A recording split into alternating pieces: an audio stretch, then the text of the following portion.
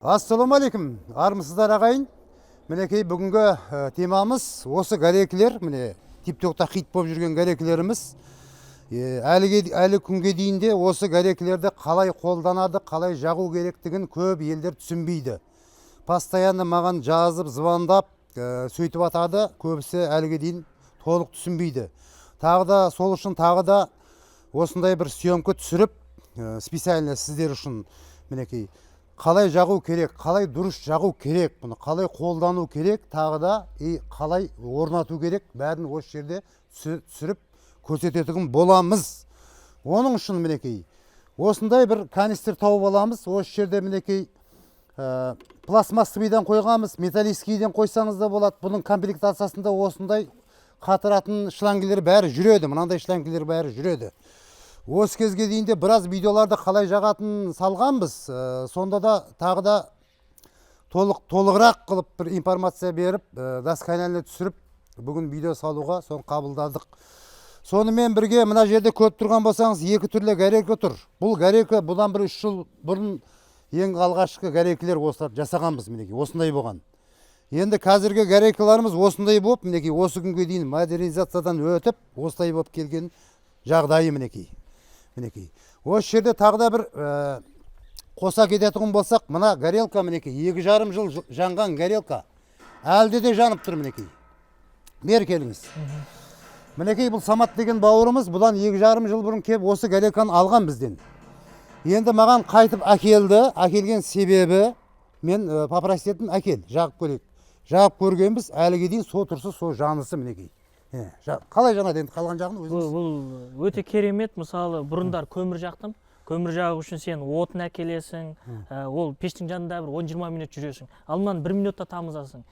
Еще көмірдің 5-6 сағатта беретін жылулығын бұл 1 сағатқа жетер-жетпесте береді. Яғни полный теплый пол жаңағы қосымша парлар айналуға мынау бір ары кесе жарты сағатта сол жылулықты беріп, ана пеште тұрған су бір айналып келуге өте тез жылу көтереді, яғни тез айналып келеді жылу. Тез жылу көтереді. Сіз енді бұны досконально үйреніп алдыңыз ғой, қалай жағатын? Сізде офт бар, қазір көмірге қарағым келмейді. Офт көп. Мына мен дереу жылуықты аласың, мысалы жұмысқа кетеміз, кешке жақын үйге келгенде көмірмен жағалса отқанша, мына мен жаңа көмір жағы бол жылулықты беріп болғанша сен уже ұйқыға кетесің. Ал мына мен болатын болса бір жарты сағатта көтере саласың. Көмірдің 6 сағатта беретін жылуын жарты сағатқа жеткізбей беріп тастайды бұл. Енді бұны қазір басында қалай жағатынын сіздерге көрсетпекшімін. Оның үшін мінекей мынандай смес бар. Бұның жарымы бензин, жарымы отработка май, мына май. Осылай мына баклажкаға құйып заранее дайындап қойғанбыз. Осы майды мінекей ашып, қазір запуск басталады мінекей. Мынаны бұлай жауып тұрып, мінекей. Бұлай қарай құйып жібереміз міне. Көрдіңіз ба? Міне. Примерно нормасы осы. Примерно да. Міне ашып қаламыз. Бұлай барады қазір міне. Барды ғой. Барды. Енді мынандай қағаз алып, ішіне кішкене мына отты тұтандырғанға жағып ішіне лақтырамыз мінекей. Міне. Енді ақырын боздық береміз мінекей. Көріп тұрған басаңыздар.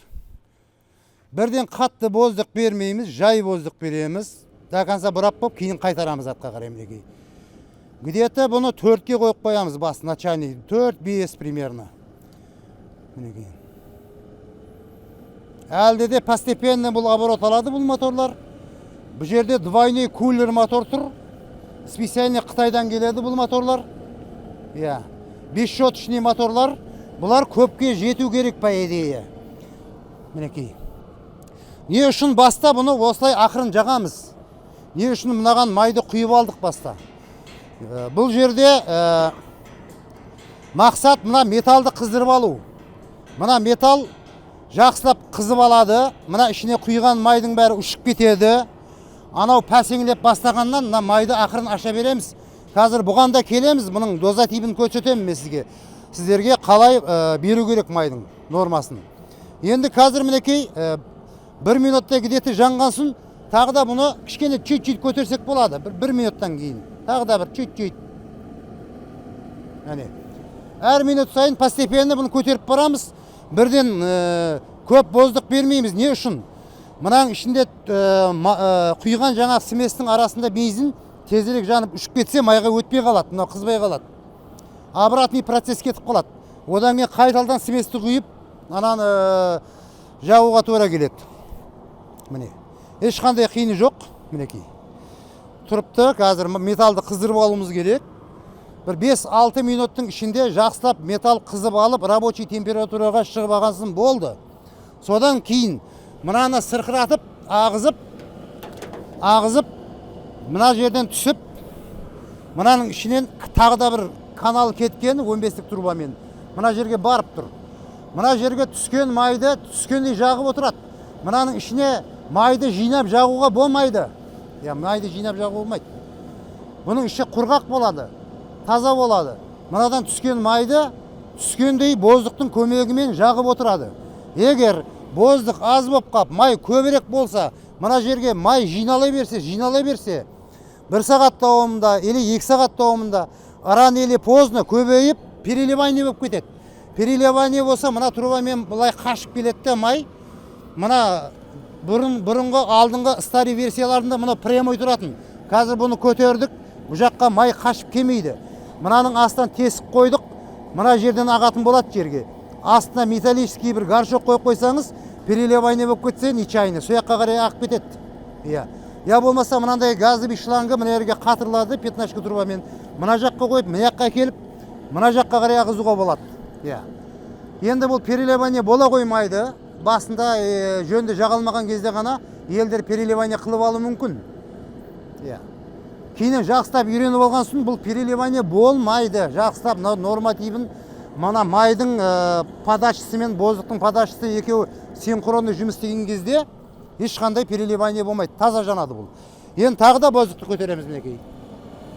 5-ке қойдық мінекей. Бұл 5-6 минуттың ішінде рабочий температураға шығып алады. Сосын мына майдың бәрі жанып кетеді. Май пәсеңлеп бастағаннан уже майды мияқты ақырын сырқыратып аға береміз, ішіне ағыза береміз. Осылай.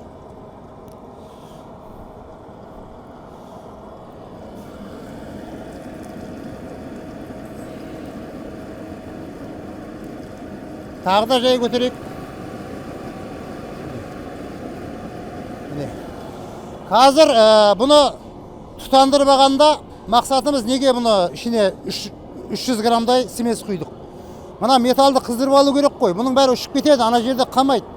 Жалын пәсейіп, уже өшуге қарай кетіп баратқанда, мына майды ашамыз, уже барған майды барғандай жағып отыра береді.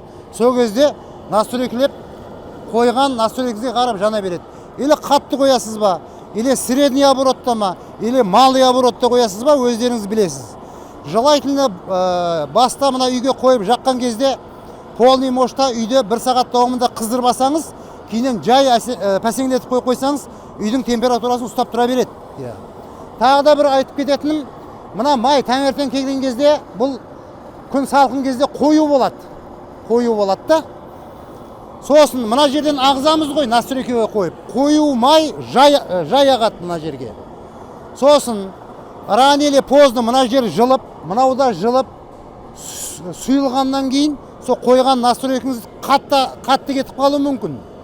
Сол кезде тағы да келіп, уже май жылғаннан кейін тағы да настройкаға қою керек бұны.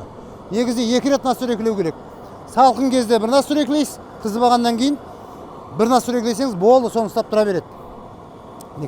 Тағы да боздық көтерейік.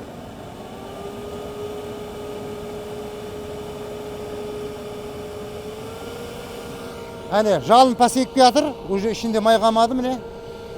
Енді майды аша берсек болады. Міне.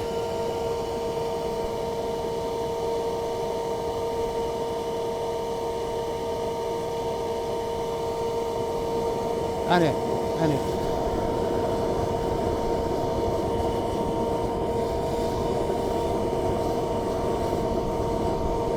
Мына ағысы сағатына, міне, сағатына 1 литр мынау. Мына ағысы сағатына 1 литр.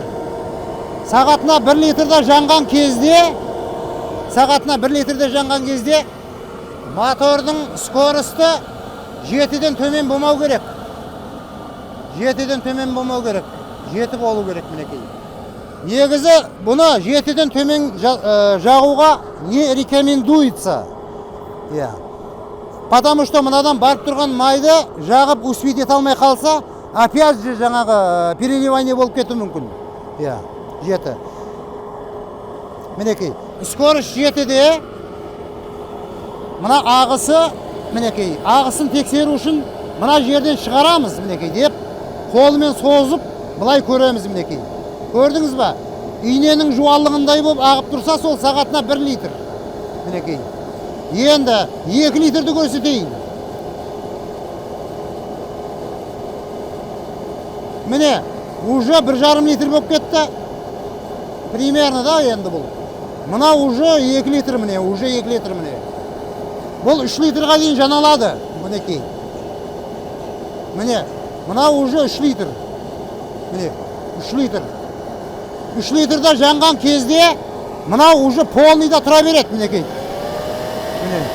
Міне. Әне. Қазір өздерің көріп тұрғандай, боздықты берген кезде жалын пәсейді. Жалын пәсейсе, бұл жерде температура жоғалған жоқ. Наоборот, температура көтерілді. Бұл жалын басқа, температура басқа. Концада концоп адамға керегі бұл температура, жалын емес. Ақшыл сары болып жанады. Жақсы таза жанған кезде ақшыл сары болып жанады. Если түтеп, травит етіп жанатын болса, оны көрсетем. Міне, елдердің ошибкасы осылай жағады. Мына жерден нормальный май кетіп тұр. Мынаны 4-ке я 5-ке қояды бұлай. Міне 4-ке қояды. Қара қызыл болып жанып тұр, міне өздерің көрген болсаңыз. Мына ағып атыр, ішіне пішірлап, уже май ранелеп позны, май толып, переливание болып кетеді. Көрдіңіз бе, бұлай жауға не стоит? Міне, бұлай жауға не стоит? Міне, мынау дұрыс емес, уже түтін көрініп бастады мына жерден. Каптит етіп жанып жатыр, май жиналып жатыр, пішір етіп мінекей ішінде. Уже майды до конца жағалмай жатыр. Демек не болады? Ақветі, бұның ішіне май жинала береді, 1 сағат, 2 сағат тоғымында. Мұның ішіне май толып кетеді, бұлай ағай келеді, мияқтан ағып кетеді, уже переливание болып кетеді. Бұл дұрыс емес, бұлай жанғаны. Пакельный болып жанып тұр қазір, бұл дұрыс емес. Бұл жерде как паян лампы жану керек, мінекей. Міне, мына жанысын көрдіңіз ба, басқа міне. Міне. Жалын пәсейді, но бірақ температура күшейді бұл жерде. Температура күшейіп кетті. Мінекей. Ақшыл болып жанып тұр мына жерде. Қара қызыл емес та бұл жерде. Көрдіңіз ба? Сосын, тағы да вентилятор жайлы айтатын болсақ, мен мынаны осылай қылып орнаттым мына регуляторды. Не үшін? Мына вентилятордың асты бетінен бір 3-4 санты қалдырдым бұлай. Мына жерден бір темір тауып алдым, елі пластмасты мынаған клейледім. Міне. Осындай мынандай клей бар, специально мынаған клейлеп қойдым. Не үшін бұлай клейледім? Ой дегені мынау блок питания, мынаған тоқ беруші. Мынау қызуы мүмкін. Мына жерге қойсақ, мына жерде тұрған кулер, жаңағы вентилятор мынаны заодно суытып тұрады, қыздырмайды ешқашан. Көрдіңіз ба? Мына жерде тұрса жақсы осылай тұрғаны. Осылай қылып орнатып алсаңыз болады, мінекей. Астынан мінекей. Просто әшейін мынандай клеймен жабыстырып қоя салдым.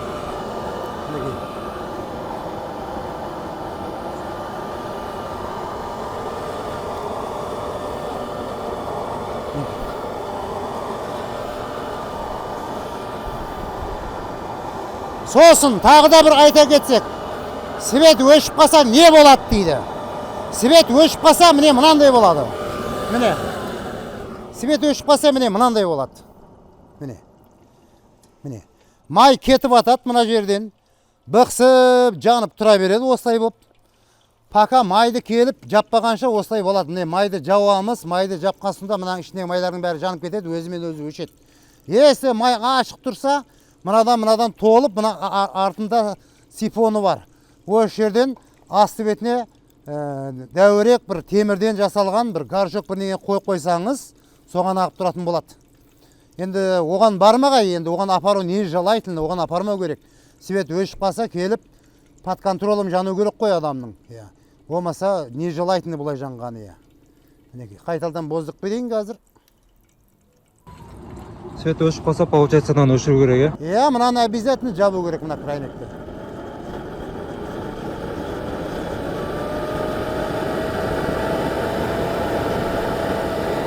Міне, осылай боп, напормен жану керек қой.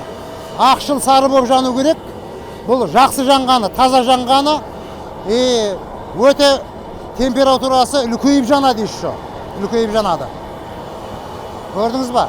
Ақшыл сары таза жанып тұр. Ешқандай түтін жоқ, каптение жоқ. Бұл жерде өздерің көріп тұрғандай таза жанып тұр. Осылай жағу керек оны. Боздықты нормальный беріп жағу керек. Көбісі елдер ойлайды. Мынандай жалын болса болды деп ойлайды мінекей. Осылай жанса деп жалын болып жанса сол дұрыс деп ойлайды. Ол дұрыс емес. Мінекей. Міне, оборотын мына жерде мінекей 4-5-те мінет. 4-те 7, 4 қылып жанып, как факельный болып жанып тұр. Мінекей. Дұрыс емес бұл. Дұрыс емес та. Міне, светі да өзгерді. Светі қара ұтты. Мінекей. Қара қызыл болып жанып тұр. Мінекей. Бұл дұрыс емес. Бұлай жанбау керек. Мұны күшейтіп жағу керек. Бұл қазір травить етіп жанып тұр. Каптить етіп жанып тұр. Еще температура түсіп кетеді бұл жерде төменге қарай. Температура, от жалын болғанмен бұл температура аз болады бұда. Просто жалын бұл. Где-то бір 300-400 градуста жанып тұр. Бұлай жақсаңыз мінекей. Температурасы 650, 700, 750-ге кетіп қалады бұлай қылып жақсаңыз. Көрдіңіз ба? Еще таза жанады бұл. Мінекей. Осылай.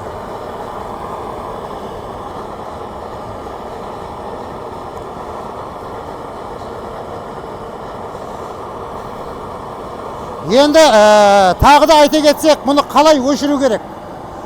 Өшіру керек. Мұны қалай өшіретінін қазір айтып кетемін. Мінекей, бұлай келдік. Бірінші өшіретті майды жабамыз. Мінекей. Полный майды жаудық, мінекей. Майды жабық. Боздықты где-то примерно 5-ке қойып қоямыз. 5-ке қойып қоямыз, мінекей. Осылай жанып, мынаның ішіндегі майларды асықпай жақсылап, до конца жағып жіберу керек. Құрғап, кеуіп, өшу керек. Бұның ішіне жиналған мұсырды анда-санда тазалап тұрасың, бұны шығарып. Сол кезде тазалағанға оңай болады мынаны. Если келе сала майды жауып, боздықты да жауып тасап, осылай өшіретұғын болсақ, мынаның ішіндегі май бықсып, до конца жанбай. До конца жанса да ішінде жаңағы сажа болып, жапысып, желін сияқты болып. Сөйтіп өшші бұл. Одан кейін оны тазалау сәл қиынырақ болады. Мокрый болып қап қояды, ана ішіндегі желіндей болып, отработканың қалдықтары. Клейдей болып жапсады, кейін тазалау қиын болады. Құрғақ болып өшу керек бұл. До конца жанып. Соның үшінде да бұны боздықты майды жапқаннан кейінде боздық где-то 15-20 минут істеп тұру керек.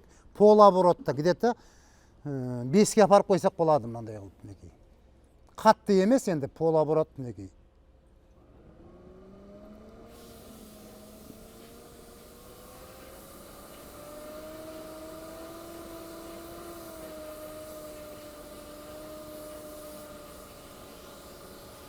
Міне 4-5. Енді осылай шамалы боздық барып тұрса, анаң ішінде қалып қойған қалдықтарды до конца жағады, қурап, кеуіп, құрғақ болып өшеді бұл. И заодно мынау суиды болды. Тазалаған кезде оңай болады. Ой дегені бұл мына отработка май, бұның ішінде түрлі майдан араласқан майлар болады. Ішінде коробканың де трансмиссияңда май бар, редуктордың де май бар, антиприста болуы мүмкін, суда болуы мүмкін. Топырақта бар ішінде, жүнде бар, не жоқ бұның ішінде. Бұның ішіне майды құярдан алдын мына жерге 5-6 қабат марлені бұлай қойып, через марлі құю керек. Желательно фильтровать етіп. Ой дегені, мынаң іші мұсыр болатын болса, мына крайник ақырын жай қысып қойып ағызып қоясың ғой енді, мінекей, ұшынан, ақырын жай ағызып қоясың ғой. Міне, например, мынандай қылып, міне. жай ағызып қойған кезде мынадан келіп мусор келіп тіреліп қалса, мынау тоқтап қалады. И мынау өшіп қалуы мүмкін ол. Мынаның ішінде мусор болса. Если май таза болса, стабильный мылай қарай барып тұрса, стабильный подача май барып тұрса, стабильный жанып тұрады бұл бір темпте.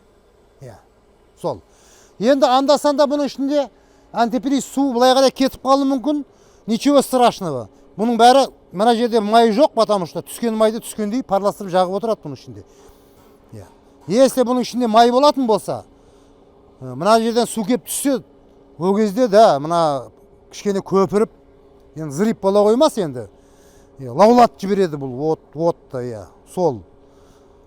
Бұл жерде май тұрмайды ғой. Барған майды барғандай жағып отырады мінекей. Мінекей осылай бүгінгі темамыз. Барлығыңызға іске сәт. Жақсылап жағып үйреніңіздер. Ешқандай қиын жоқ. Білген адамға қиын емес. Білмеген адамға ең қиыны сол білмеген адамға.